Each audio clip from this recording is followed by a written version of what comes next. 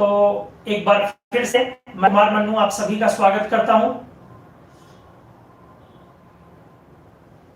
Inorganic chemistry का periodic properties start किया है।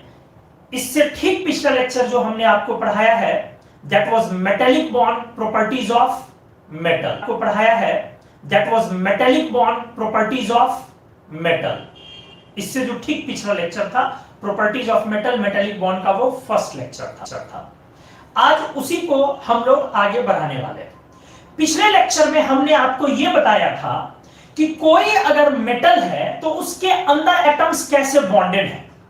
जो मेटल के अंदर की बॉन्डिंग है वो मेटेलिक बॉन्ड कहलाता है, और मेटेलिक बॉन्ड अलग अलग थियरीज से क्लियर होते हैं। जैसे एक थियरी हमने आपको बताया electron sea model, valence bond theory, molecular orbital theory, और हमने ये भी बोला साथ में कि इन सब में हमारे सिलेबस में जो पढ़ना होता है जेई और नीट के सिलेबस में वो है इलेक्ट्रॉन सी मॉडल। बाकी वैलेंस बॉन्ड थियरी और दूसरे जो मॉलिक्यूलर ऑर्बिटल थियरी जिसको बैंड थियरी भी अपन बोलते हैं वो हम लोगों के सिलेबस में नहीं होता है, बताया आपको। अब इलेक्ट्रॉन सी मॉडल में हमने आपको रफली समझाया कि मेटल एटम्स के पास लार्ज साइज और लो आयोनाइजेशन एनर्जी के कारण लूजली बॉन्डेड वैलेंस इलेक्ट्रॉन होते हैं, और वो वैलेंस इलेक्ट्रॉन एक दूसरे एटम्स के न्यूक्लियस के कैप्चर में आने की वजह से बाहर के ऑर्बिट से स्प्लिट कर जाते हैं, उड़ जाते हैं और चारों तरफ फैल जाते हैं। और मेटल पर इस तरह से एक स्लाइटली पॉजिटिव चार्ज डेवलप होता है, और वो पॉजिटिव चार्ज वाला मेटल एटम अब मेटेलिक लैटिस कहलाता है। और ये जो वैलेंस इलेक्ट्रॉन स्प्लिट कर गया था ये फ्री इलेक्ट्रॉन्स कहलाता है। फ्री इलेक्ट्रॉन्स को मेटेलिक लैटिस पकड़ना चाहता है, इससे कूलम्बिक फोर्स डेवलप होता है, जिससे टिपिकल स्लाइड आयोनिक बॉन्ड का कैरेक्टर डेवलप होता है। और मेटेलिक लैटिस जब क्लोज जाते हैं तो उनके ऑर्बिटल स्पेस में ओवरलैप करते हैं, एज अ रिजल्ट थोड़ा सा वहां पर कोवेलेंट बॉन्ड का भी कैरेक्टर डेवलप होता है। तो कुल मिलाकर के मेटेलिक बॉन्ड में ionic bond typical, covalent bond typical, slide थोड़ा सा कैरेक्टर है। ये दोनों हमने बताया। फिर हमने बताया कि इसमें लैटिस का पोजीशन फिक्स है। हमने बोला कि लैटिस का पोजीशन फिक्स है, फ्री इलेक्ट्रॉन्स रैंडमली मूव कर रहा। लैटिस के फिक्स पोजीशन के कारण कुछ लैटिस मिलकर के एक सर्टेन स्ट्रक्चर बनाते हैं जिसको क्रिस्टल स्ट्रक्चर बोलते हैं, और वही क्रिस्टल स्ट्रक्चर बार बार रिपीट होता है। ओवरऑल मेटल का स्ट्रक्चर उस तरह से तैयार होता है। तो हम लोगों ने पिछले क्लास में अपने चीजों को समझते हुए यहां तक लाया था। अब यहां से बारी है चीजों को आगे बढ़ाने की। ध्यान दें आप,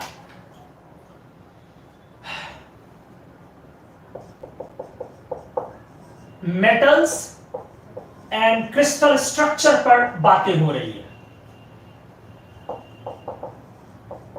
मेटल्स एंड क्रिस्टल स्ट्रक्चर पर बातें हो रही है। आराम से आइए सुनिए। एग्जाम्पल में लिया जाए सोडियम, एग्जाम्पल में लिया जाए सोडियम। आ जाओ, मैं दिखा रहा हूं सोडियम के अंदर का अरेंजमेंट एटम्स का कैसे है, ठीक है। आ जाओ, जब आप सोडियम लेंगे तो आपको दिखेगा, आराम लेंगे तो आपको दिखेगा, आराम से देखो, मैंने बोला कि कुछ मेटल एटम्स मिल करके एक सर्टेन स्ट्रक्चर तैयार कर लेते हैं।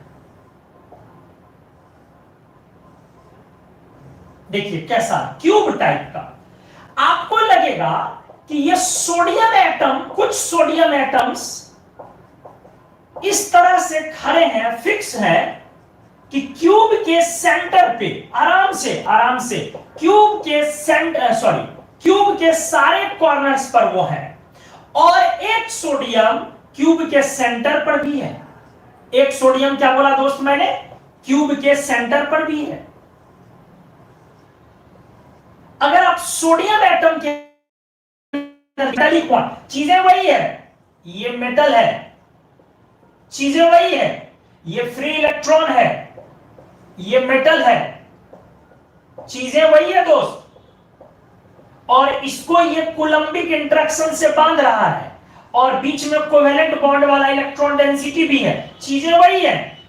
बस हमने क्या आपको बोला, आपको याद होगा पिछले लेक्चर में हमने बोला कि कुछ मेटल एटम्स सब इस तरीके से लगा हुआ है कि कुछ मेटल एटम्स सज के आपस में एक डेफिनेट स्ट्रक्चर तैयार कर रहा है और वो स्ट्रक्चर ही कहला रहा है crystal structure.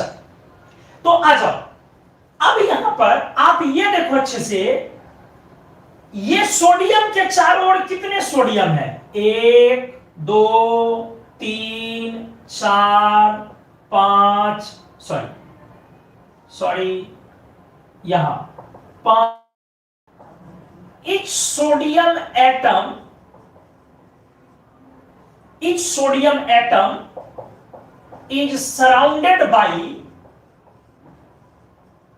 8 sodium atoms. Each sodium atom is surrounded by 8 sodium atoms. आराम से आ जाओ। हर एक सोडियम एटम सराउंडेड है 8 सोडियम एटम्स से। इस चीज को बोलते हैं अपन कोऑर्डिनेशन नंबर। जितने से चारों तरफ संख्या घेरे हुए है वो संख्या कहलाएगा कोऑर्डिनेशन नंबर। तो कोऑर्डिनेशन नंबर 8। और इस सर्टेन स्ट्रक्चर का नाम, इस तरह के स्ट्रक्चर का नाम बॉडी सेंटर्ड क्यूबिक होता है। क्या नाम होता है? Body centred cubic. आप शॉर्ट में इसको बीसीसी बोल सकते हैं दोस्त, बीसीसी हम लोग इसको बोल सकते हैं। क्या कोऑर्डिनेशन नंबर आया? 8। फिल कीजिए अब किस तरीके से कहानी है यहां पर। आराम से आइए, फिल कीजिए, मैं आपको समझा रहा हूं। मैंने बोला कि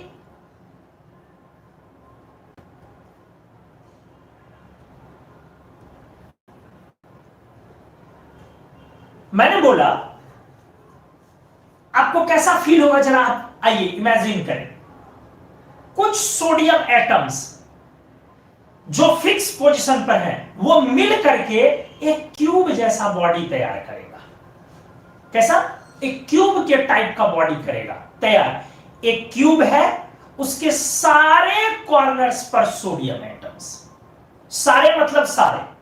तो क्यूब में कितने कॉर्नर्स हैं? देख लीजिए आप, 4 4 8 कॉर्नर्स हैं। इन 8 कॉर्नर्स पर सोडियम, सारे कॉर्नर्स पर सोडियम एटम बैठे हुए हैं, ठीक है। और एक सोडियम एटम सेंटर पे भी। इस क्यूब के दाहिने भी क्यूब, बाएं भी क्यूब, आगे भी क्यूब, पीछे भी क्यूब, ऊपर भी क्यूब, नीचे भी क्यूब, हर तरफ क्यूब है। लेकिन सारे क्यूब के सेंटर पर भी एक सोडियम एटम है। तो इस तरह के स्ट्रक्चर का एक विशेष नाम है क्यूबिक। हर तरफ क्यूबिक, क्यूब की बॉडी हर तरफ है, चारों तरफ है, बट सेंटर पर भी एक एटम है। इसीलिए ऐसे स्ट्रक्चर का नाम पड़ गया body centred cubic. Body centred cubic. देखो चारों तरफ क्यूब है, एक क्यूब के चारों तरफ क्यूबिक, मतलब क्यूब सेंटर पे है, चारों तरफ क्यूब है। अब उस क्यूब की क्यूबिक बॉडी के सेंटर पर भी एक एटम है, इसीलिए इसका नाम हुआ बॉडी सेंटर्ड क्यूबिक। लेकिन वही अगर चारों तरफ क्यूब होता, क्यूब के सेंटर पर एटम नहीं होता, तब उसका नाम होता फेस सेंटर्ड क्यूबिक। मतलब क्यूब के सारे फेस पर क्यूब्स ही हैं। उस तरह के भी स्ट्रक्चर मेटल में होते हैं। बहुत तरह का स्ट्रक्चर हो सकता है। एक स्ट्रक्चर का टाइप हमने क्या बताया? क्यूब के चारों तरफ क्यूब, 4 2 तरफ 4 2 6 तरफ, हर तरफ सारे फेस पर क्यूब। एक क्यूब का 6 फेस होगा ना जी, इधर 2, ऊपर नीचे 4, आगे पीछे। तो 6 के 6 फेस पर क्यूब। फिर हमने क्या बोला? सेंटर पर भी एक एटम, सारे के सेंटर पर भी एटम। तो इस स्ट्रक्चर को हम लोग क्या बोलते हैं? Body centred cubic. Cubic body के सेंटर पर भी एक एटम, तो body centred cubic, BCC. But हमने बोला कि अगर ऐसा होता कि सेंटर वाला हट जाता और तब क्यूब के सारे फेस पर क्यूब के सेंटर पर कोई एटम नहीं रहता, तब उस स्ट्रक्चर का नाम क्या होता? Face centred cubic, FCC. तो फिजिकल केमिस्ट्री में सॉलिड स्टेट में इसकी दुनिया बहुत डिटेल में आपको पढ़नी होती है। तो चलिए, एनीवेज हमने सोडियम का समझाया, एक बीसीसी क्रिस्टल स्ट्रक्चर हुआ, बीसीसी क्रिस्टल स्ट्रक्चर हुआ और कोऑर्डिनेशन नंबर 8 हुआ। इवन यहां तक कि अगर आप एल्कली मेटल का लें, ये पूछा जाता है आपसे, आप फिलहाल 11th में हैं, तो सारे एल्कली मेटल्स का एक ही क्रिस्टल स्ट्रक्चर होता है, एक ही टाइप का, और वो क्रिस्टल स्ट्रक्चर है बीसीसी ही, और सारे के कोऑर्डिनेशन नंबर 8 ही है। उम्मीद है आपको ये चीज समझ में आया होगा, कैसे सोडियम मेटल के अंदर में एटम का अरेंजमेंट है, हमने ये आपको समझाया। तो ये आपका फर्स्ट पेज है, आप इस पेज को कैप्चर करें और इसमें जाते हैं दूसरे तीसरे एग्जांपल्स को लेके। 11 देखो, पीरियोडिक प्रॉपर्टीज से हम लोग एंटर कर गए मेटेलिक बॉन्ड में, मेटेलिक बॉन्ड से एंटर कर गए स्ट्रक्चर में, मतलब वो अभी 11th में है। फिर जब 12th का एग्जांपल लेंगे तो अभी मैं दिखा रहा हूं आपको कैसे कैसे स्ट्रक्चर में चेंज कर रहा हूं। तो आप पहले स्क्रीनशॉट लें इसको, फिर हम लोग अगले पेज में आते हैं, ठीक है? ओके।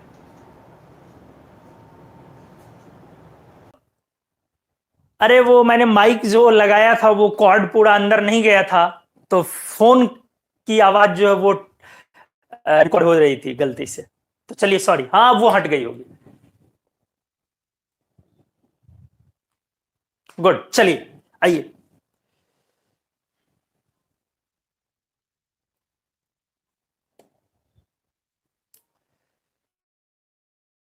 तो अब एल्कली मेटल का डिस्कस करने के बाद हम लोग दूसरा एग्जांपल भी इसमें लेते हैं, ठीक है? और फिर चीजों को दूसरे लेवल पर भी समझाते हैं। ठीक से देखिएगा, पहले यहां पे लिखते हैं some other crystal structures are. ध्यान से, कुछ और क्रिस्टल स्ट्रक्चर्स को पहले लिख देता हूं नाम। जैसे एक हमने क्या बोला, बॉडी सेंटर्ड क्यूबिक।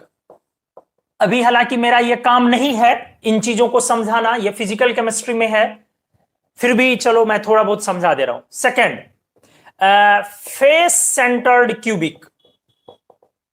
इन दोनों में यही अंतर है एफसीसी कि इसमें बॉडी, हर क्यूब के सेंटर पर भी एक एटम है, इसमें सेंटर पर एटम नहीं है।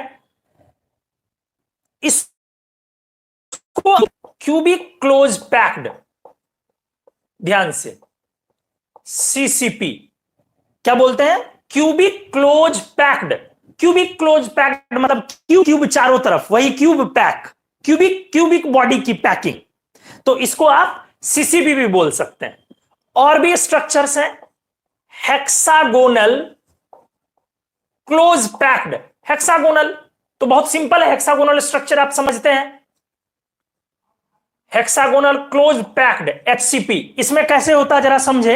हेक्सागोन समझते हैं, जो ग्रेफाइट का एक रिंग होता है, हेक्सागोन की बॉडी और नीचे भी हेक्सागोन की बॉडी, मतलब हेक्सागोन की बॉडी, फिर हेक्सागोन की बॉडी, फिर हेक्सागोन की बॉडी। तो समझ में आ गया होगा, ये बड़ा इजी है।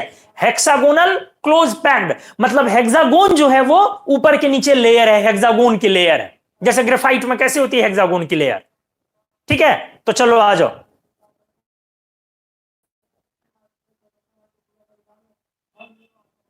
तो इसको हम लोग एचसीपी, और भी स्ट्रक्चर्स हो सकते हैं, जैसे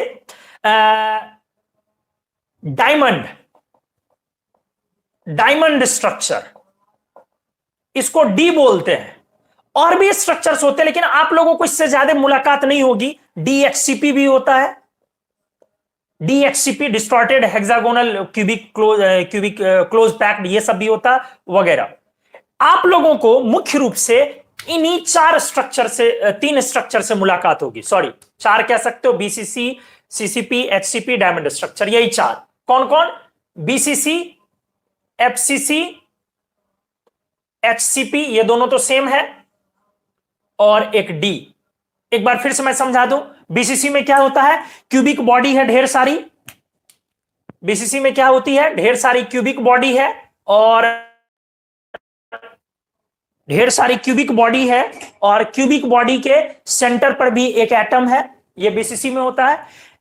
एफसीसी में हमने क्या बोला, चारों तरफ क्यूबिक बॉडी है, क्यूब के 6 फेस पर क्यूब है, सेंटर पर कोई नहीं है। एचसीपी में क्या बोला, हेक्सागोन, हेक्सागोन समझते हो ऐसे जो बनाते हो बेंजीन वाला रिंग, तो हेक्सागोन वाला ये है रिंग, फिर उसके कुछ नीचे फिर हेक्सागोन का रिंग आएगा, तो इसी को आप मिलाएंगे, मर्ज करेंगे। और डायमंड स्ट्रक्चर में आप जानते हैं डायमंड का स्ट्रक्चर किस तरीके से होता है, नॉट मेटेलिक वाला डायमंड स्ट्रक्चर यहां पर क्लियर है। तो चलो ये सब क्रिस्टल स्ट्रक्चर्स हैं। अब है मैं आपको समझाऊं जैसे आपके सिलेबस में एग्जाम में क्वेश्चन कैसे आते हैं। एक क्वेश्चन का स्ट्रेट टाइप यह है कि किस कोई आपको मेटल पूछ देगा, जैसे पूछ दिया मान लो लेट कैल्शियम, कि कैल्शियम का इनमें से कौन सा क्रिस्टल स्ट्रक्चर होता है, सोडियम का इनमें से कौन सा, ठीक है क्रिस्टल स्ट्रक्चर आप समझ रहे हैं। तो एक ये कॉमन टाइप का क्वेश्चन है, ठीक है अच्छे से देखोगे। अब है कि आपके सिलेबस में एनसीईआरटी में क्या क्या मेंशन है, किन किन मेटल्स का मेंशन है, तो मैं बताऊं बहुत ज्यादा मेंशन है एनसीईआरटी में, बहुत ज्यादा मेंशन है। इतना है कि उतना याद भी नहीं रख सकते आप, मतलब पूरा एस ब्लॉक तो मेंशन है ही, डी ब्लॉक का 3D सीरीज पूरा मेंशन है, 4D सीरीज पूरा मेंशन है। आप जब 12th का डी ब्लॉक पलटेंगे वो भी मेंशन किया हुआ है, पी ब्लॉक के भी बहुत सारे मेंशन है। तो सवाल है इतने, और कंपटीशन में इतने पूछे नहीं जाते हैं। 12th वालों का तो औकात ही नहीं है कि वो ये सब इतना टफ चीज थोड़ा पूछे, मतलब एडवांस चीज पूछे। तो आपको कंपटीशन में बहुत लिमिटेड एरिया पूछेगा। तो मैं कंपटीशन के पॉइंट ऑफ व्यू से थोड़ा सा आपको चलो मैं करवा रहा हूं एक लिमिटेड एरिया, जिससे कि आपका काम भी निकले और अंडरस्टैंडिंग भी अच्छी हो और लोड भी आपके ऊपर नहीं आए। नहीं तो सब पढ़ने लगोगे तो फिर वही करने लगोगे और वो यूज होगा नहीं। तो चलो मैं आपको लिखता हूं ध्यान से। जैसे कुछ मेटल्स इंपॉर्टेंट, कुछ मेटल्स इंपॉर्टेंट 1A का आना चाहिए, 2A का आना चाहिए, देख बेटा अच्छे से, 1B का आना चाहिए, 2B का आना चाहिए, एल्यूमिनियम का आना चाहिए, 4A ग्रुप मेटल्स का आना चाहिए। मिनिमम इतना आना ही आना चाहिए, अगर आप नीट जेई दे रहे हैं तो मिनिमम इतना आना ही चाहिए, आना चाहिए हर हाल में। किसका किसका, 1A 2A, 1B 2B, aluminium और 4A ग्रुप के मेटल्स, इतने मिनिमम आने ही आने चाहिए, ठीक है। तो इसको कवर करना तब भी इजी नहीं है, तब भी मुश्किल है, इजी नहीं है, तब भी ये डिफिकल्ट है, क्योंकि बहुत सारा है ना जी। अब सोचोगे कि 1A के तरह सब आसान हो जाए तो नहीं होगा। 1A तो बेचारा सबसे मेटलों के बीच शरीफ में से सबसे शरीफ ग्रुप है 1A ग्रुप, मेरे तरह सीधा है बेचारा, शरीफ है।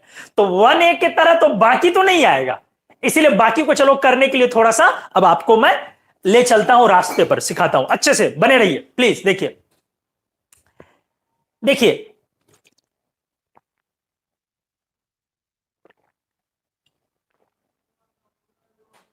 इलेक्ट्रॉनिक कॉन्फ़िगरेशन के आधार पे थोड़ा सा आप अंदाजा लगा सकते हैं कि किस मेटल का कौन सा क्रिस्टल स्ट्रक्चर होगा, थोड़ा बहुत अंदाजा लगा सकते हैं। बड़ा जादुई चीज है मैं आपको सिखा रहा हूं, ध्यान से। एक तो पहला point, usually number of participating, बड़ा अच्छा चीज बता रहा हूं बेटा, पार्टिसिपेटिंग इलेक्ट्रॉन्स इन मेटेलिक बॉन्डिंग इंक्रीजेज, इन मेटेलिक बॉन्डिंग इंक्रीजेज। क्या बोला हमने, बड़ा अच्छा चीज बता रहा हूं। सामान्य तौर पर जो नंबर ऑफ पार्टिसिपेटिंग इलेक्ट्रॉन्स है मेटेलिक बॉन्डिंग में, वो इंक्रीज कर रहा है। मतलब क्या हुआ, बीसीसी स्ट्रक्चर में सबसे कम नंबर ऑफ वैलेंस इलेक्ट्रॉन्स लेकर के मेटल बीसीसी बनाते हैं, सबसे कम। आप भी जानते हैं एल्कली मेटल से कम वैलेंस इलेक्ट्रॉन्स किसी के पास नहीं है, इसीलिए एल्कली मेटल्स आपका बीसीसी स्ट्रक्चर ले रहा है। अगर उस वैलेंस इलेक्ट्रॉन से आपके पास, तो अगला स्ट्रक्चर एफसीसी, सॉरी ये यहां और ये यहां लिखना मेरे को, ठीक है। मैं मिटा के कर दे रहा हूं, मैं मिटा के कर दे रहा हूं।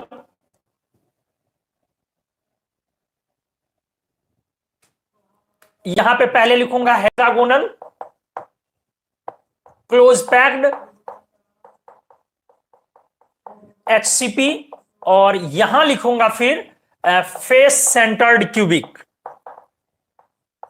क्यूबिक FCC, या क्या बोलोगे इसी को, क्यूबिक क्लोज पैक्ड मतलब CCP। और इसको मैं रेड पेन से घेर रहा हूं।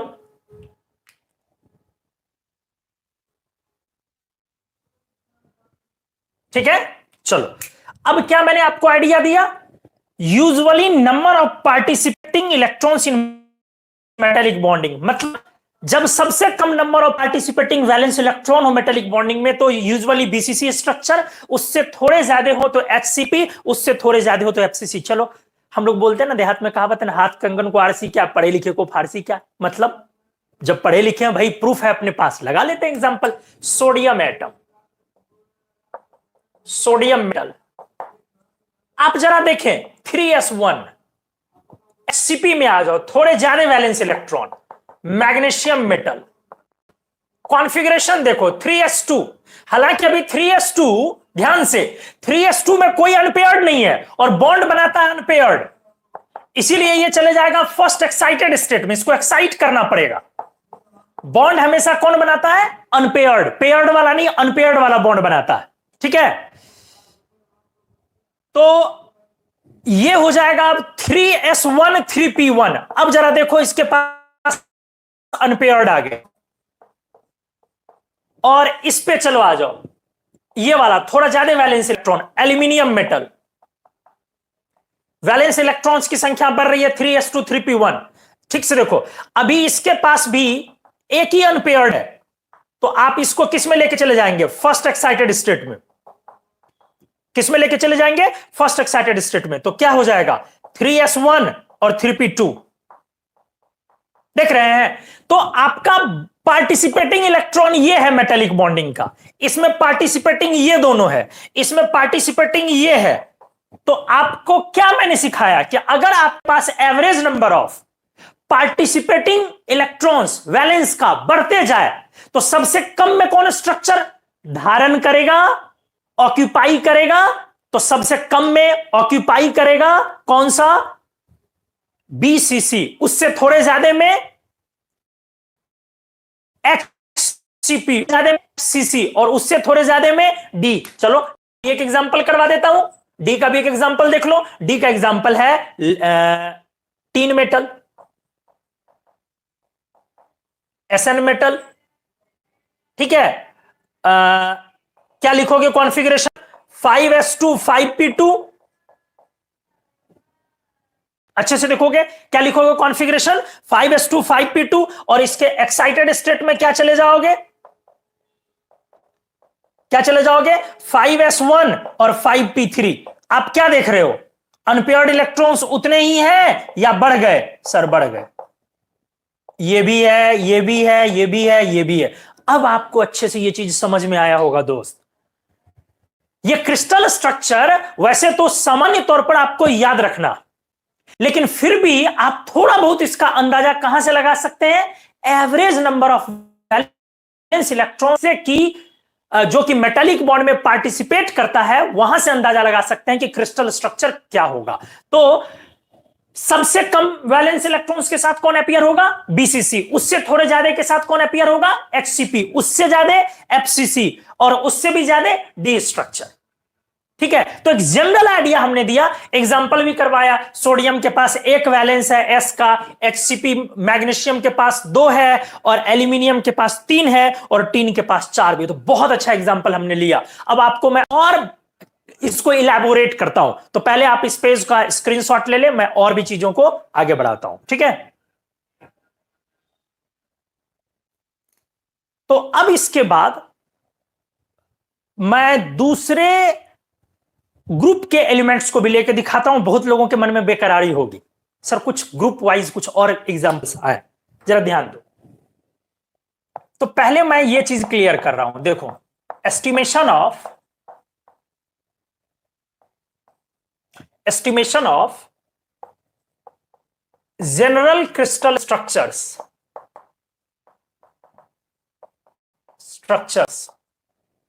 on the basis of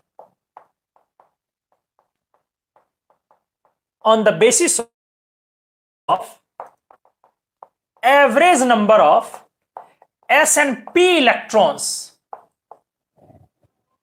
participated in metallic bonding.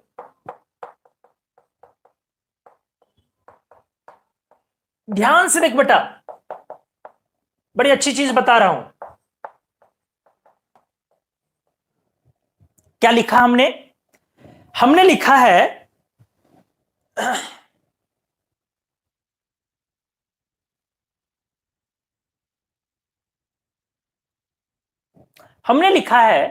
Estimation तो समझते हैं, वो जज करना, पता करना, एस्टिमेट करना, एस्टिमेट जो किसी को देते हो तुम।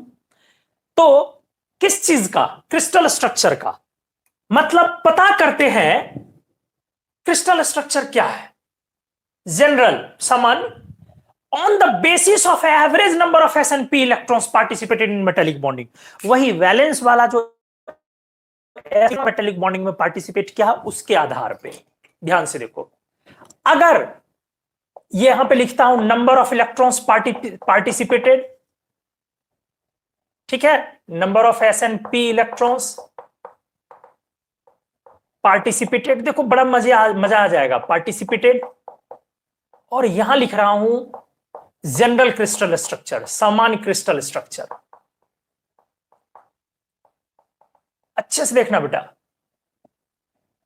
अगर ये लेस देन 1.5 हो, 1.5 से कम, तो सामान्य तौर पर स्ट्रक्चर बीसीसी आएगा। क्लियर होगा?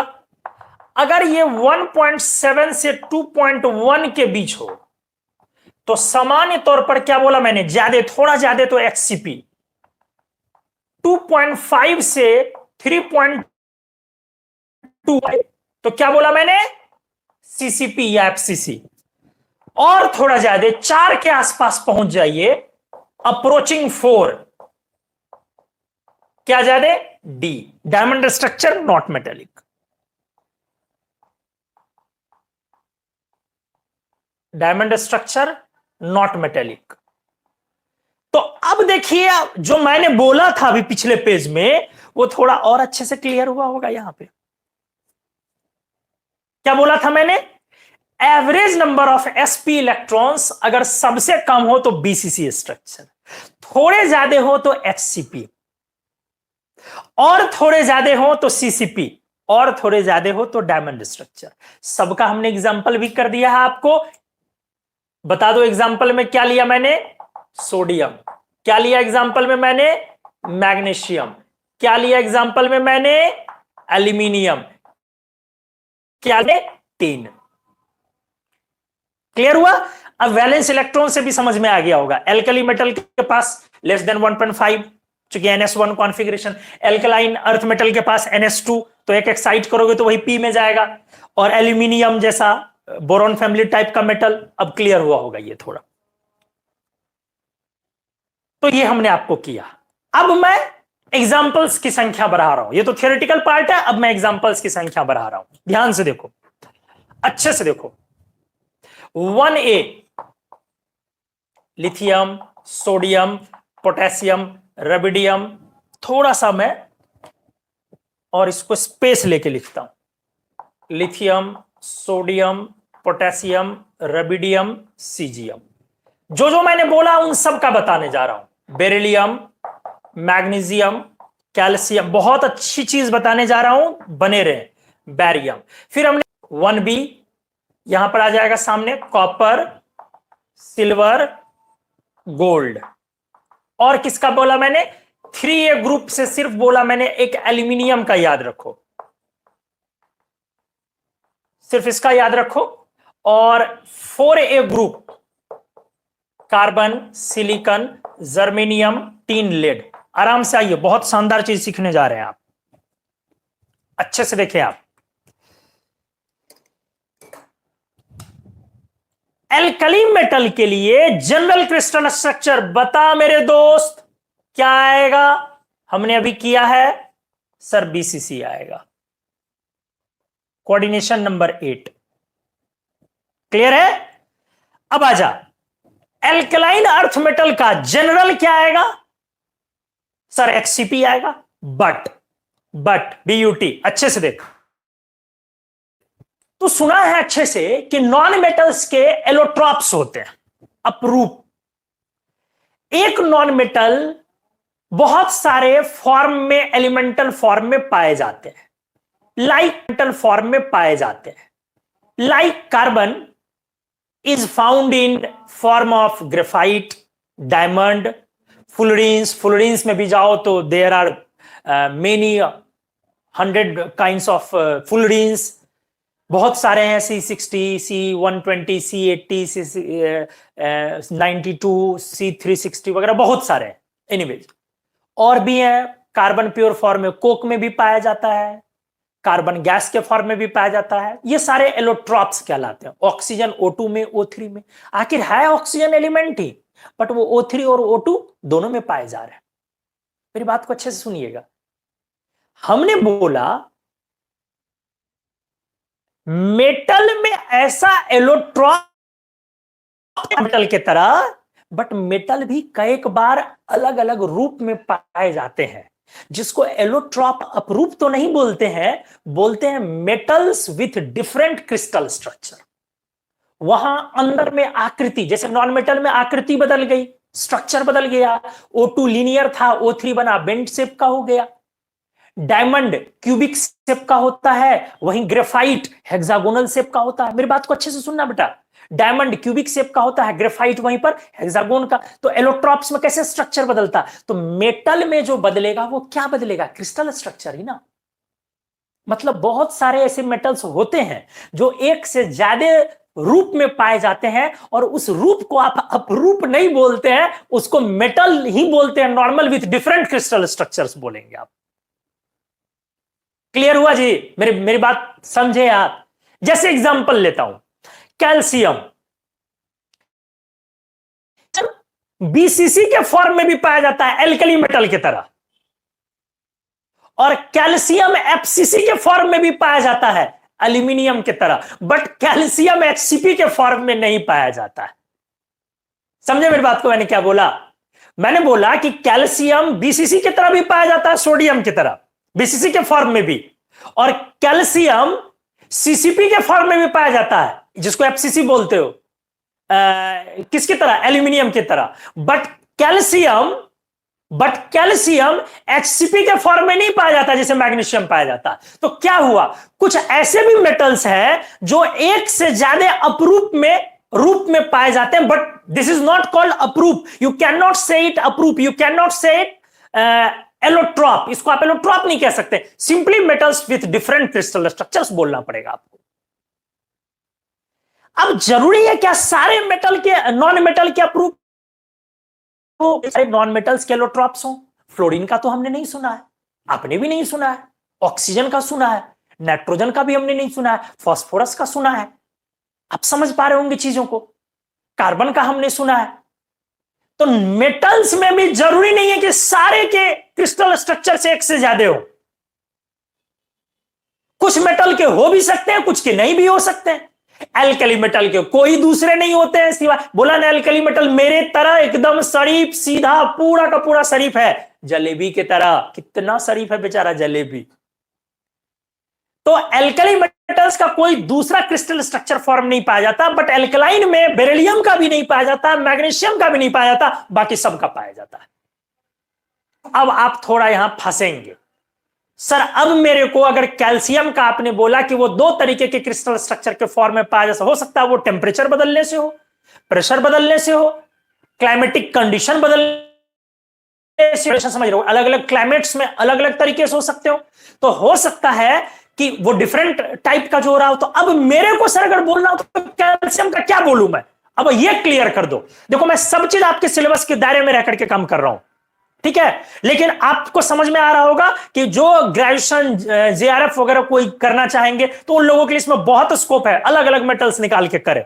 बट जो JEE नीट एडवांस्ड वगैरह ये सब करेंगे उन लोगों के लिए एक लिमिटेड स्कोप में। आ जाओ, बेरिलियम का HCP फिक्स, मैग्नीशियम का HCP फिक्स, बट कैल्शियम का दो, ध्यान से, स्ट्रोंसियम तो हद कर देता है तीन तीन स्ट्रक्चर में। ध्यान से सुनो, कैल्शियम का दो स्ट्रक्चर में याद रखता हूं बीसी, और स्ट्रोंसियम का याद रखता हूं बीएचसी, और बैरियम का ले लेता हूं बगल से बीसीसी। सर फिर से बोलो, सर फिर से बोलो, फिर से बताऊं। बेरिलियम मैग्नीशियम 2A की तरह नॉर्मली एचसीपी, ये तो सर याद है। कैल्शियम के लिए मैंने वर्ड याद रखा बीसी, बीसी वर्ड याद रखा। बीसी इसलिए रखा क्योंकि बी से होता है बीसीसी और सी से होता है सीसीपी। स्ट्रोंसियम के लिए मैंने याद रखा बीएचसी, बी से बीसीसी, एच से एचसीपी और सी से सीसीपी, और बैरियम का लिया बगल से बीसीसी। देखो याद हो गया। बेरिलियम मैग्नीशियम एचसीपी नॉर्मल दो वैलेंस के साथ, दो वैलेंस के साथ नॉर्मल एचसीपी हमने क्लियर किया ये वाला सिचुएशन। फिर हमने बोला कि बेरिलियम मैग्नीशियम के बाद कैल्शियम के लिए क्या याद रखा, BC, B for BCC, C for CCP. Strontium के लिए BHC, B for BCC, H for HCP and C for CCP. और बैरियम बगल से, बगल में कौन है, सीजियम, सीजियम का लगा लिया बीसीसी। इसका मतलब कैल्शियम का अलग अलग क्लाइमेटिक कंडीशन या टेम्परेचर वगैरह की वजह से इसका दो होता है। बट आपको जनरल पूछेगा तो मैंने सजा ही इस तरह से दिया है कि आप नीचे वाला बोलना। जनरल पूछेगा तो सजा ही इस तरह से दिया है कि नीचे वाला बोलना। क्लियर हो गया? तो नीचे वाला है वो जनरल है, जनरल, ये जनरल है, ठीक है। तो general crystal structure, room temperature पर जिसको आप बोल लो structure at room temperature, STR मतलब स्ट्रक्चर एट रूम टेम्परेचर। मजेदार है बहुत, अच्छे से मन लगा के सुनिए और देखिए। अब आ जाइए, तो 1A निबट गया बीसीसी, 2A निबट गया beryllium magnesium HCP, calcium BC, strontium BHC, barium बगल से बीसीसी। अब 1B सारे का अब डी ब्लॉक में आ गए, सीसीपी, सीसीपी जैसे एल्यूमिनियम का भी था सीसीपी। अब 4A ग्रुप अप्रोचिंग 4 वाले में है, ये तो नॉन मेटल है इसलिए इसका तो भूल ही जाओ, बाकी सबका डायमंड स्ट्रक्चर डी, डी। लेकिन जी नहीं, लेड का सीसीपी होता है, लेड का सीसीपी होता है। इस तरह से हमारे सिलेबस में दूर दूर तक जो संभावना थी उसको हमने कवर कर दिया। हालांकि इसके अलावा मैंने बोला कि एनसीईआरटी में पढ़ने बहुत सारे, बट हमने दूर दूर तक जो आपसे पूछा जा सकता था वो मैंने कवर किया। Alkali metal BCC, alkaline earth metal beryllium magnesium HCP, calcium BC, strontium BHC, barium बगल से 1B। अच्छा 2B तो छूट ही गया बेटा, 2B तो छूट ही गया। 1B सीसीपी, 2B छूट गया, 2B। आ जाओ यहां पे लिख दे रहा हूं, आप ही सोचो ना 2B फिर किसके तरह जाएगा, 2A के तरह, क्योंकि इसके भी सारे फुल है NH2n-1D10, जैसे 2A में NH2 फुल है उसी तरह से। तो इनका जनरल क्रिस्टल स्ट्रक्चर 2A वाला, जनरल क्रिस्टल स्ट्रक्चर 2A वाला। फिर से रिपीट कर रहा हूं, जनरल क्रिस्टल स्ट्रक्चर 2A वाला, मतलब कौन सा, HCP। कौन सा, HCP। तो देखो कितने अच्छे से अपना क्लियर हो गया। 1A BCC, 2A general, general 2A HCP, but beryllium magnesium clear HCP, calcium BC, स्ट्रोंसियम BHC, barium बगल से BCC, 1B CCP, 3A group में सिर्फ एल्यूमिनियम CCP, 4A में सारे करीब करीब डी डायमंड स्ट्रक्चर, बट एक लेड है 2B ग्रुप का 2A के तरह जनरल HCP। उम्मीद है शानदार समझ में भी आया होगा और मजा भी आपको काफी आया होगा। तो आप इस पेज का स्क्रीनशॉट ले, अगले पेज में फिर नई चीजें मैं ला करके आपको अच्छे तरीके से समझा रहा हूं, और मेरे को बताएं कि आपको समझ में आया कि नहीं। लाइक करें, शेयर करें, सब्सक्राइब करें।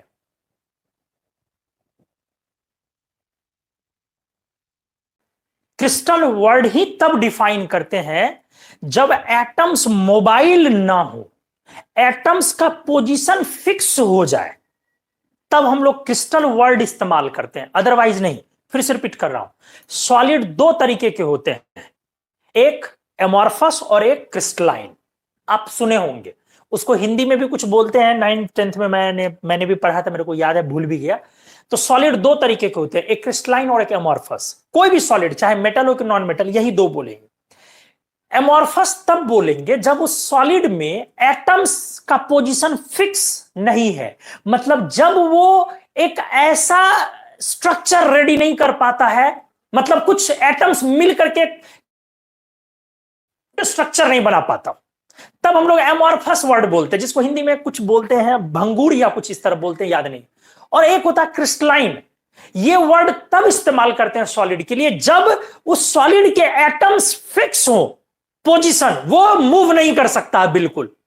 जैसे उदाहरण के तौर पे मैं समझा रहा हूं, मान लो कि तुम लेते हो ब्लैक फास्फोरस, चलो ब्लैक छोड़ दो, रेड फास्फोरस। रेड फास्फोरस में क्या होता है, फास्फोरस इनफाइनाइट लेवल पर फैल रहा है और उसका पोजीशन फिक्स। या डायमंड ले लो ना, डायमंड में कोई कार्बन एटम मोबाइल हिल डुल नहीं सकता है, वो फिक्स है, इसलिए डायमंड एक क्रिस्टलाइन सॉलिड है। बट वही आयोडीन ले लो, आयोडीन में एक I2 लीनियर ऐसे, दूसरा I2 लीनियर ऐसे, तीसरा I2 लीनियर, ध्यान से देखो, एक ऐसे, तीसरा I2 ऐसे, अलग अलग मॉलिक्यूल है, समझ रहे हो ना। तो स्ट्रक्चर तैयार नहीं होगा, इसीलिए वैसा सॉलिड क्या कहलाएगा, एमॉर्फस। तो आयोडीन कैसा सॉलिड हुआ, एमॉर्फस। और क्रिस्टलाइन सॉलिड कब बोलेंगे, जब एक स्ट्रक्चर फिक्स हो। इसीलिए ग्रेफाइट कैसा सॉलिड हुआ, क्रिस्टलाइन सॉलिड हुआ। उम्मीद है चीज अब आपको बड़े अच्छे तरीके से ये समझ में आई होगी, ठीक है। तो अब हम लोग जा रहे हैं किस पर, स्ट्रक्चर हम लोगों ने डिस्कस कर दिया। अब आते हैं, ये हमने क्लियर किया कि डिफरेंट मेटल्स मेटेलिक बॉन्ड बना रहे हैं, डिफरेंट मेटल्स मेटेलिक बॉन्ड बना रहे हैं। तो मेटेलिक बॉन्ड जो बना रहे हैं तो उसमें स्ट्रक्चर कैसा होता है। अब ये डिस्कस करना चाहते हैं कि दो मेटल को अगर कंपेयर करो तो किसकी मेटेलिक बॉन्डिंग स्ट्रांग है। दो मेटल को अगर कंपेयर करो, अभी सिर्फ मेटल का आप पढ़ रहे हैं, दो मेटल को अगर कंपेयर करो तो किसकी मेटेलिक बॉन्डिंग स्ट्रांग है, ये कैसे डिसाइड होगी, आराम से सोचो। तो अब टॉपिक ओपन हो रहा है, stability in the sense of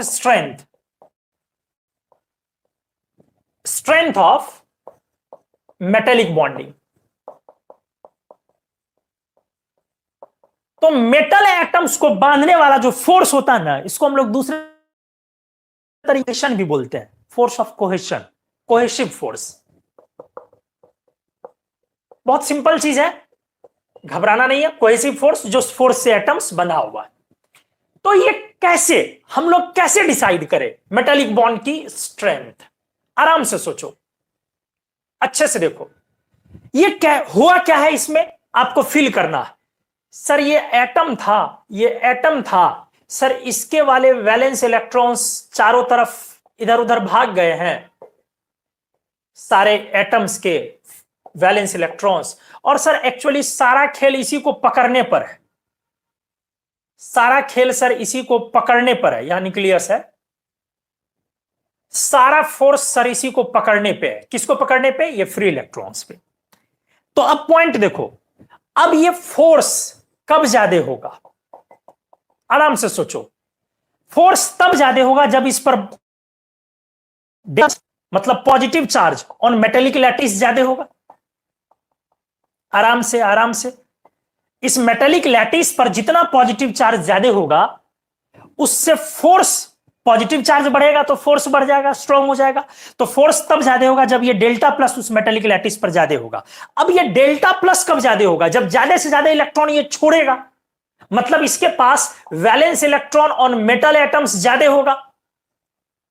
आराम से, आराम से, valence electron on metal atoms ज्यादा होगा, तभी तो ज्यादा इलेक्ट्रॉन छोड़ेगा और ज्यादा प्लस चार्ज आएगा। तो सबसे पहला पॉइंट हुआ directly proportional number of valence electrons. Valence electrons, valence electrons बहुत लोग गलत समझते हैं। वैलेंस इलेक्ट्रॉन्स बहुत लोग समझते हैं वो इलेक्ट्रॉन जो आउटर मोस्ट ऑर्बिट है, हो, गलत है ये। वैलेंस इलेक्ट्रॉन्स उनको बोलते हैं जो बॉन्डिंग में पार्टिसिपेट कर सकते हो। कभी कभी अंदर के भी सकते हैं। यकीन ना है तो सोच के देख लो, मैग्नीज 4s2 3d5 लिख रहे हो तो वैलेंस इलेक्ट्रॉन तो 4s ही है, सिर्फ 2, बट मैग्नीज 7-7 बॉन्ड तक बना सकता है। क्यों? क्योंकि वो 3d इलेक्ट्रॉन को भी घसीट लेता है, क्योंकि 4s और 3d की एनर्जी क्लोज होती है। हमने पढ़ाया है 4s और 3d की एनर्जी बहुत क्लोज होती है, इसीलिए 4s जो बाहर का ऑर्बिट है और 3d जो अंदर के ऑर्बिट से बिलोंग करता है उसको भी घसीट लेता वो बॉन्डिंग में, तो 3d भी वैलेंस इलेक्ट्रॉन काउंट हो जाएगा उसके लिए। इसलिए वैलेंस इलेक्ट्रॉन सिर्फ वैसे इलेक्ट्रॉन को मत बोलिए जो आउटर मोस्ट ऑर्बिट से बिलोंग करता हो दोस्त। तो चलो आ जाओ, तो number of valence electrons that is bonding electrons.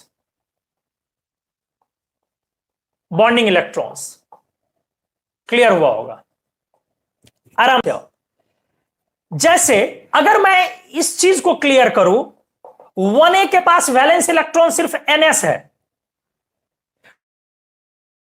Electron सिर्फ ns है, लेकिन डी ब्लॉक ns भी है और n-1d भी है। आपको समझ में आई होंगी चीजें? क्यों? एग्जाम्पल में एनर्जी 4s से जरूर ज्यादा होती है 3d की, बट क्लोज होती है, तो ये आउटर मोस्ट ऑर्बिट है बट ये एक ऑर्बिट अंदर है, ये आउटर मोस्ट ऑर्बिट है बट ये एक ऑर्बिट अंदर है, लेकिन एनर्जी क्लोज है इसलिए दोनों चले आएगा। आप समझ रहे हो? घर में जब झगड़े हो, आप जाते हो बाहर वाले से झगड़े करने के लिए, तो सिर्फ आप ही नहीं जाते हो, आपका जो वैसा क्लोज एनर्जी मतलब जो आपके बहुत नजदीकी है वो भी आ जाते हैं उस झगड़े में, तो वो भी वैलेंस में आ गए, वो भी लपेटे में आ गए, बॉन्ड बनाने में वो भी चले आए। अब चीजें आपकी क्लियर भी होंगी ध्यान से, अच्छे से आइए। तो पहला point, number of valence electrons.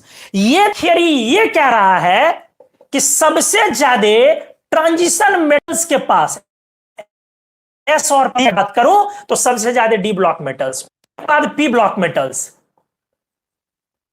और सबसे कम valence electron S block metals के पास। इसीलिए मेटालिक बॉन्डिंग की स्टेबिलिटी सबसे ज्यादा डी ब्लॉक की होती है, तब पी ब्लॉक की होती है और तब एस ब्लॉक की होती है। मतलब डी ब्लॉक ट्रांजिशन मेटल को डिटैच करना, तोड़ के अलग करना, कोहेशन फोर्स को ब्रेक करना सबसे ज्यादा मुश्किल है ट्रांजिशन मेटल्स में, और सबसे ज्यादा आसान है ये एल्कली मेटल्स में। आपको समझ में आया होगा मेटालिक बॉन्ड क्या लिखा है हमने, मेटालिक बॉन्ड स्ट्रेंथ। तो पहला पॉइंट।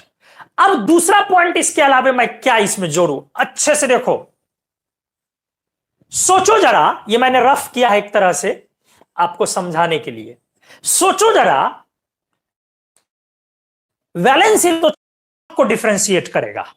अब अगर ब्लॉक सेम हो और ग्रुप सेम हो, मतलब दो मेटल कंपेयर कर रहे हैं और एक ही ग्रुप से, मान लो दोनों एल्कली मेटल से, दो मेटल कंपेयर कर रहे हैं और दोनों सेम ग्रुप से, मान लो एल्कली मेटल से, तो अब कैसे मेटालिक बॉन्ड की स्टेबिलिटी हमें डिस्कस करनी है। अब कैसे समझ में आएगा कि कौन सा मेटालिक बॉन्ड स्ट्रांग होगा अगर दो मेटल सेम ग्रुप से बिलोंग करें। सोचो जरा, अगर आप छोटा मेटल ले रहे हो ध्यान से, और अगर आप बड़ा मेटल ले रहे हो,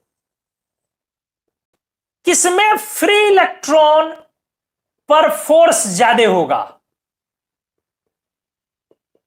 जाहिर सी बात है छोटे मेटल में फ्री इलेक्ट्रॉन पर फोर्स ज्यादा होगा। अच्छा देखो, फिर से रिपीट कर रहा हूं, एक मेटल छोटा लिया स्मॉल साइज और एक मेटल आपने बड़ा लिया, तो मैंने बोला कि किसमें फोर्स ज्यादा आएगा? कोहेशन फोर्स, छोटे वाले में।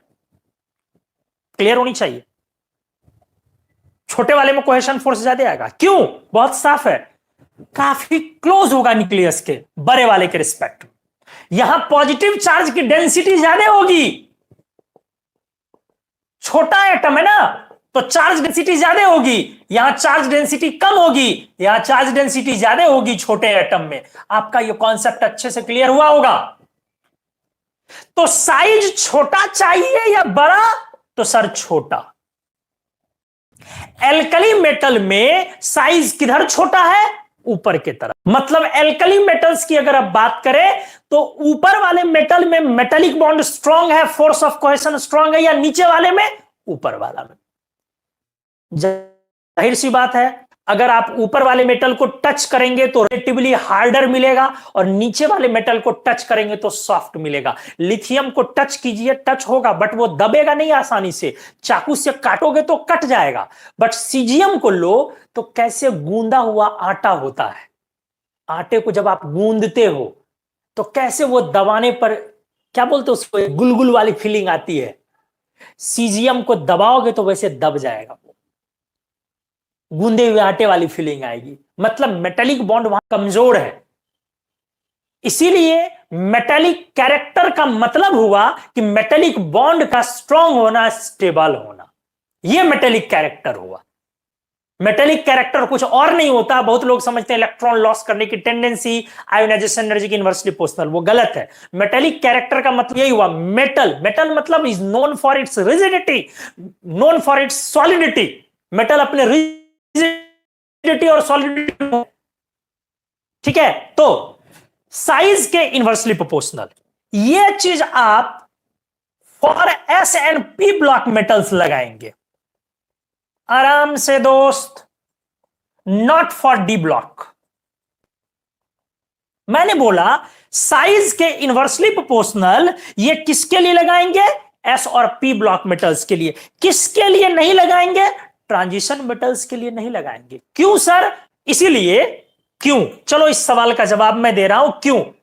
जैसे अगर आप मान लो कि साइज लेंगे, लिथियम से काफी बड़ा है सोडियम, सोडियम से काफी बड़ा है पोटेशियम, बट ध्यान से कॉपर से मामूली बड़ा है सिल्वर, और सिल्वर और गोल्ड तो एकदम बराबर है। कुछ समझ में आया, ध्यान से। आप एल्कली मेटल लो तो लिथियम से काफी बड़ा सोडियम से काफी बड़ा पोटेशियम, लेकिन ऐसा डी ब्लॉक में नहीं होता है। तो डी ब्लॉक में साइज क्यों नहीं लगाया, क्योंकि डी ब्लॉक में साइज बहुत मामूली रूप से चेंज करता है। डी ब्लॉक में साइज बहुत मामूली रूप से चेंज करता है, और एस ब्लॉक के ग्रुप में साइज बहुत तेजी से ग्रुप करता है, वैरी करता है। क्या बोलते हैं उसको रे, देहात में, बिहार में हर मौके के लिए एक शब्द होता है जब बड़ा तेजी से हो, कुछ बोलते हैं हरहरा के बढ़ता है। तो हमने बोला कि एस ब्लॉक में साइज बहुत तेजी से वैरी करता है, इसीलिए साइज लगाओगे एस और पी में। डी ब्लॉक में उतने तेजी से साइज वैरी नहीं करता, वहां बहुत स्लो साइज वैरी करता है, इसीलिए डी ब्लॉक में आप साइज फैक्टर नहीं लगाएंगे। तो देख बेटा, मैंने बहुत क्लियर लिख दिया किसके लिए, एस और पी ब्लॉक के लिए, not for D block. Transition metal के लिए साइज नहीं लगाओगे। सर ट्रांजिशन मेटल के लिए क्या लगाऊंगा मैं, ट्रांजिशन के लिए लगता है पुअरिंग ऑफ शिल्डिंग। ये वाली चीज थोड़ी सी कम समझ में आ सकती है, डायरेक्टली प्रोपोर्शनल पुअरिंग ऑफ शिल्डिंग। थोड़ा कोशिश कर रहा हूं कि मैं आपको समझा पाऊं, देखता हूं कहां तक कामयाब हूं मैं इसमें। आराम से आ जाओ।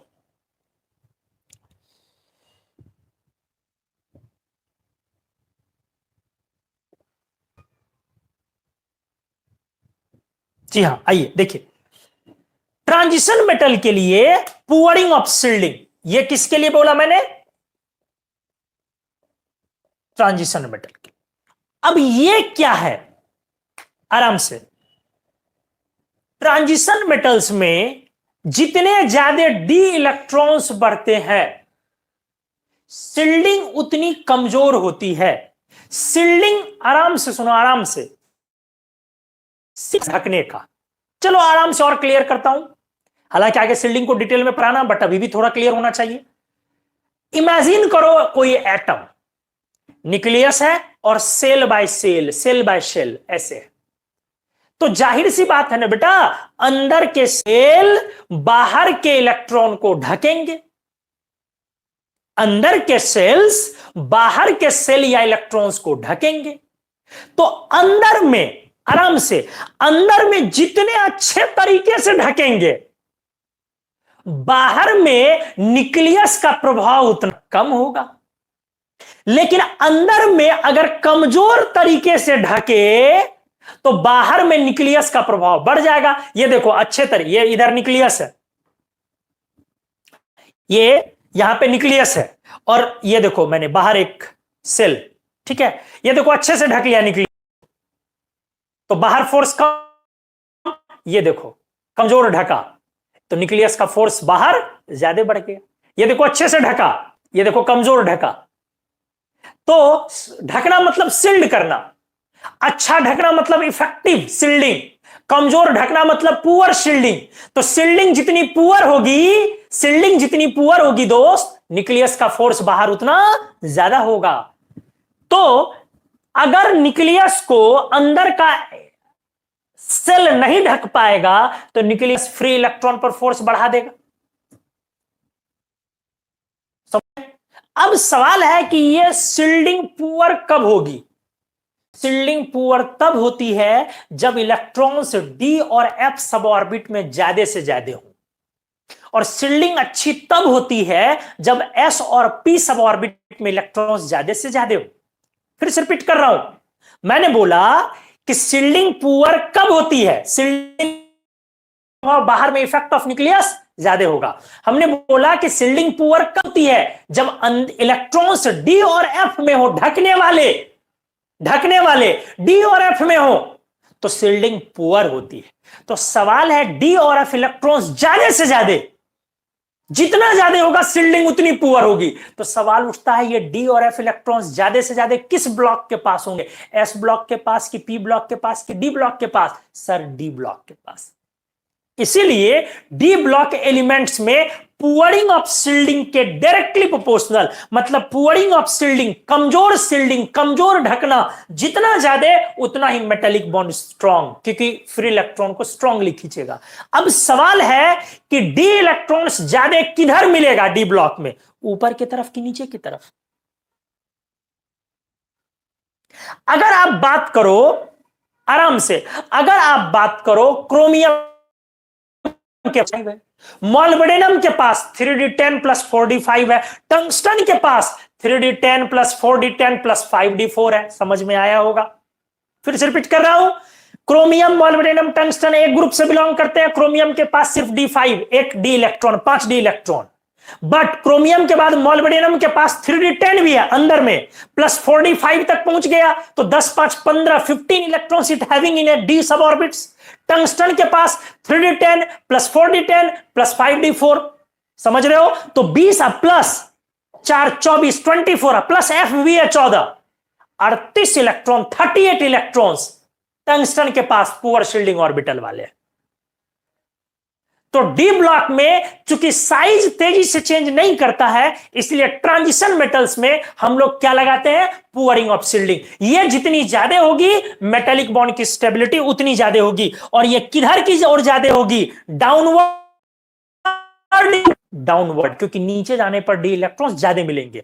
तो चल बेटा देख, बहुत अच्छे से क्लियर किया। ये वाला फैक्टर ये बता रहा है कि सबसे strong metallic bond D block, तब पी ब्लॉक, और सबसे कमजोर मेटेलिक बॉन्डिंग एस ब्लॉक। ये वाला फैक्टर ये बता रहा है कि डी ब्लॉक में साइज तेजी से चेंज नहीं करता है, एस और पी ब्लॉक में साइज तेजी से चेंज करता है। इसीलिए साइज ऊपर छोटा तो एस और पी ब्लॉक का मेटल का स्टेबिलिटी, मेटेलिक बॉन्ड का स्ट्रेंथ अप द ग्रुप होगा। और ये वाला फैक्टर डी ब्लॉक के लिए है कि डी ब्लॉक में डी इलेक्ट्रॉन्स ज्यादा होने से शील्डिंग पुअर होगी, और D electrons down the group ज्यादा है, इसीलिए डाउन द ग्रुप जाने पर डी ब्लॉक का मेटल का स्टेबिलिटी ज्यादा होगा, मेटेलिक बॉन्ड स्ट्रॉन्ग वहां ज्यादा होगा डाउन द ग्रुप।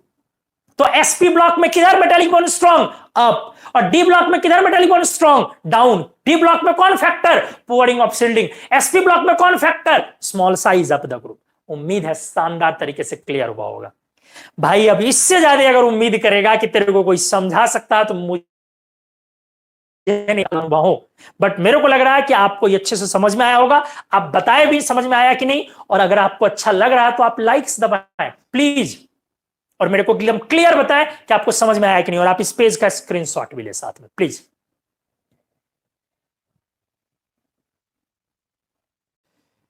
तो आइए दोस्तों, अब यहां से चीजों को मैं आगे बढ़ा रहा हूं। ध्यान से देखो, अब आपका ये क्लियर हुआ। मान लो कि हाँ, पहले इसको मैं लिख दे रहा हूं 10 मेटेलिक बॉन्ड स्टेबिलिटी की मैं बात करूं इसमें क्या कंक्लूजन आया? पहला कंक्लूजन आया ट्रांजिशन मेटल्स सबसे ज्यादा, तब पी ब्लॉक मेटल्स और तब एस ब्लॉक। अच्छे से देखोगे एग्जाम्पल, आयरन की मेटेलिक बॉन्ड स्टेबिलिटी ज्यादा है टीन से और टीन की सोडियम से। दिस इज मेटेलिक कैरेक्टर,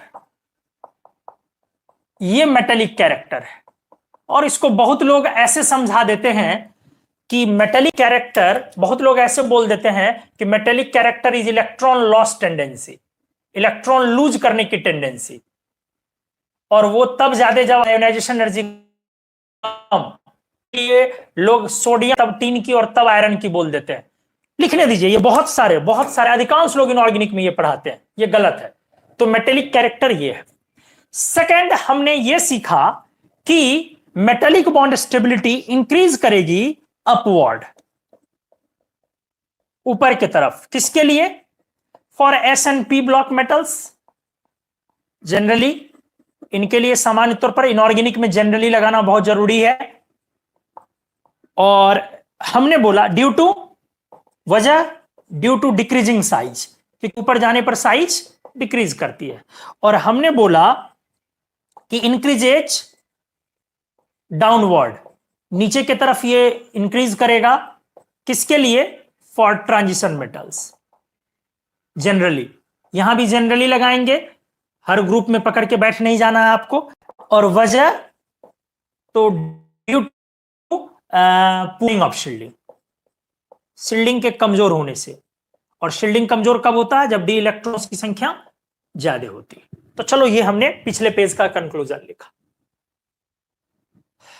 तो अब मैं आपको चलो ऐसे दिखाता हूं, एक सोडियम एटम से कुछ थोड़ा सा एक चीज ऐसे ही दिखाता हूं।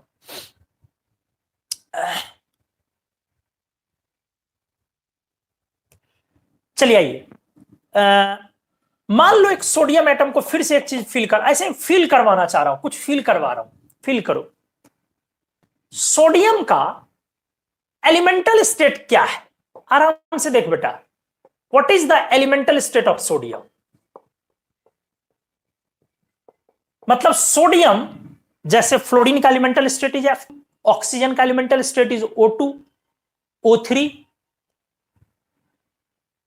तो फ्लोरीन का sodium state is F2, elemental hydrogen का एलिमेंटल स्टेट इज H2। तो सोडियम का एलिमेंटल स्टेट, तो किसी भी मेटल का एलिमेंटल स्टेट उसका मेटालिक क्रिस्टल होता है, जाहिर सी बात है। तो elemental state is it's metallic crystal, solid metallic crystal उसी में पाया जाएगा। ध्यान से देख बेटा, मतलब अब आप तो अच्छे से समझ गए, मास्टर हो गए इन चीजों के। मतलब सर अब हम लोगों को समझ में आ रहा है, वो इस तरीके के स्ट्रक्चर में ट्रैप होगा। ये लाइन कुछ नहीं है, एक्चुअली ये लाइन तो है नहीं, एक्चुअली ये लाइन तो है नहीं। ये सारे जगह पर कौन है? Sodium atom. लाइन तो हम लोगों ने खींच दिया है, लाइन तो बेटा हम लोगों ने खींच दिया है। लाइन तरीके से कुछ नहीं है, आप समझ रहे हैं। ये लो, चलो लाइन को बहुत हद तक मिटा दिया, लाइन कुछ नहीं है। ये लो, लाइन को ओमिट कर दिया। आपका सोडियम एटम अच्छे से क्लियर हो रहा होगा। अब इसमें दो क्लोजेस्ट सोडियम एटम ले लो, ध्यान से, ये पैक्ड है, चारों तरफ एटम्स इसी तरीके से होंगे, ऐसे चारों तरफ एटम्स लगे हुए होंगे। अब आप इसी में कोई दो सोडियम एटम पकड़ो, आराम से देख बेटा, आराम से, ये कोई दो ले लो, कोई भी दो ले सकते हो, यही ले लो, कोई दो ले सकते हो, यही ले लो, ये दोनों भी ले सकते हो। चलो दो बगल का एडजेसेंट। अब मैं अगर इस दूरी को डी लिख दे रहा हूं, तो मैं देखना चाह रहा हूं the sodium atom to sodium atom कितना है? 3.72 एंगस्ट्रॉम प्रैक्टिकली, ध्यान से, 3.72 एंगस्ट्रॉम इज दिस प्रैक्टिकली। अब क्या कर रहा हूं, बहुत मजेदार चीज बता रहा हूं। मिलेगा नहीं कहीं पे, इसलिए सीख ले बेटा। किस्मत अच्छी है, मूड में हूं बता दे रहा हूं, अदरवाइज ये तो कभी बैच में बताता भी नहीं। मूड में हूं बता दे रहा हूं, बहुत देर से डिस्टर्ब नहीं किए हो इसलिए बता रहा हूं। डिस्टर्ब करते रहते हैं लोग तो डिस्ट्रैक्शन आता है उससे। इसको क्या कर रहा हूं, ये अभी सोडियम सॉलिड है मेरा। चलो मैं इसको इवेपोरेशन प्रोसेस में ले जा रहा हूं। इवेपोरेशन तो नहीं बोलना चाहिए, सब्लिमेशन। सब्लिमेशन, सब्लिमेशन किसको बोलते हैं बेटा? सॉलिड को गैस में ले जाने को। तो मैं इसको सब्लिमेशन प्रोसेस में ले जा रहा हूं। तो पहले ये Na2 के वेपर कन्वर्ट होगा। किसमें कन्वर्ट होगा? Vapour diatomic molecules. आराम से सुनो, इसको पार्शियल सब्लिमेशन बोलेंगे। चलो सब्लिमेशन रहने दो, हटाओ, पार्शियल ही है हालांकि। ध्यान से सुनो, हमने अभी इसको, इस सॉलिड मेटेलिक क्रिस्टल को एनर्जी देना स्टार्ट किया ताकि ये स्ट्रक्चर में जो बंधे हुए एटम्स वो ब्रेक करे, स्ट्रक्चर टूटे और एटम्स आजाद हो।